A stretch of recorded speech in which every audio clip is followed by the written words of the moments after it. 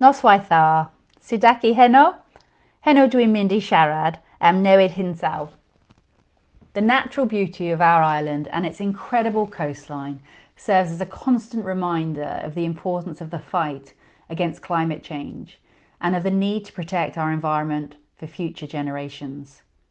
Although our current focus is on overcoming the devastation of the COVID-19 pandemic and in continuing the hugely successful UK vaccination rollout, it's vital that the threats posed by climate change, along with the urgent need to eliminate our dependency on fossil fuels, are not neglected. I'm enormously proud that the United Kingdom is the first major economy in the world to pass laws to end our contribution to global warming by 2050. However, we should be in no doubt of the scale of the challenges that lie ahead. The drive to decarbonise our economy is possibly the greatest challenge we've faced as a nation since World War II. And although it's difficult to imagine, after all, that we've endured over the last 18 months, the threat to human life and to our way of life posed by climate change dwarfs the threat posed by COVID-19.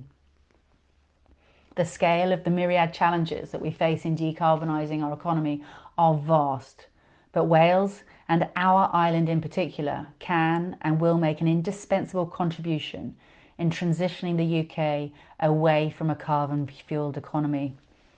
And although the challenges that we face are vast, it must be recognised that they represent enormous economic opportunities for Wales, and especially here on Anglesey, that must be seized.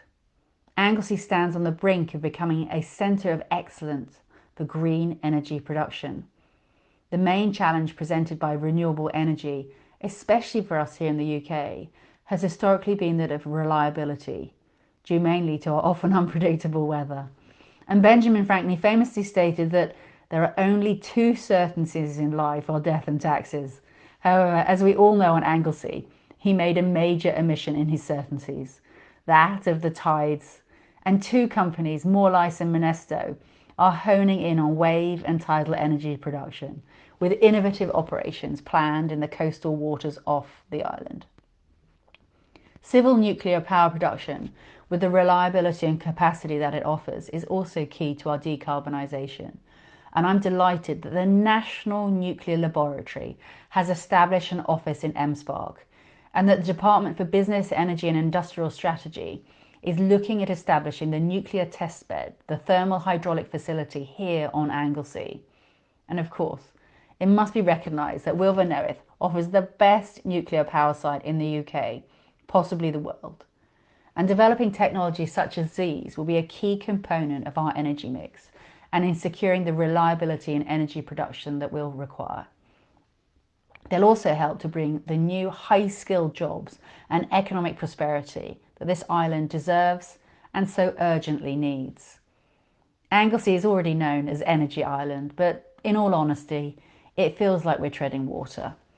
To truly tackle climate change and to achieve our 2050 targets, the UK needs a baseload generating capacity that can only be met consistently and within timescales by new nuclear. And Wilvernerith would cover the size of a small town, but power 2 million homes, exceeding the domestic needs of the whole of Wales by over 30%. And in just one project, Wilvernerith offers Wales its biggest single contribution to tackling climate change. It's a site which has the support of local people, and the local economic impact would be invaluable, with 8,000 construction jobs, 1,500 long-term permanent skilled well-paid careers, and thousands of supply chain roles right across North Wales. So Wilvernerith would not just tackle climate change, it would transform the economy of North Wales, give our young people the opportunity to stay in their communities and keep the Welsh language alive for generations to come. I simply cannot overemphasise how important it is to Wales. And even our Prime Minister has declared himself a fervent supporter of the project. But to make this happen, we desperately need a catalyst. And that catalyst is a free port.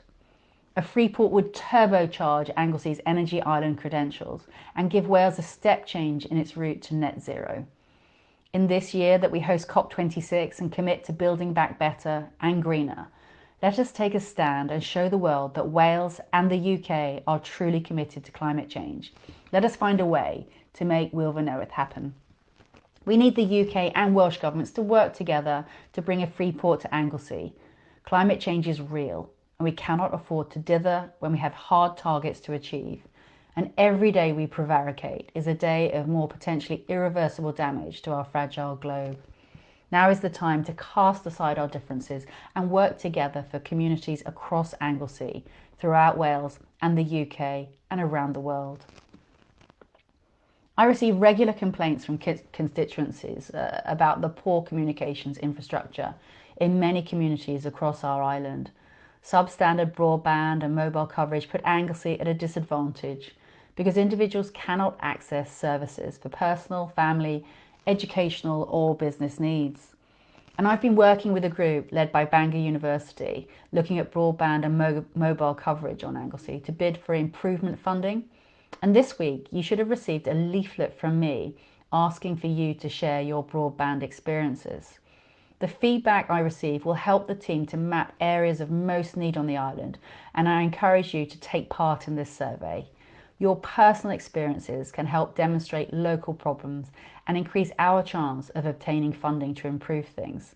So please take part in the survey by visiting my website, which is www.virginiacrosbie.co.uk, and fill in the Better Broadband Survey. I'd like to end by saying, Mwyn hewch a hael. Have a lovely weekend and enjoy the sun.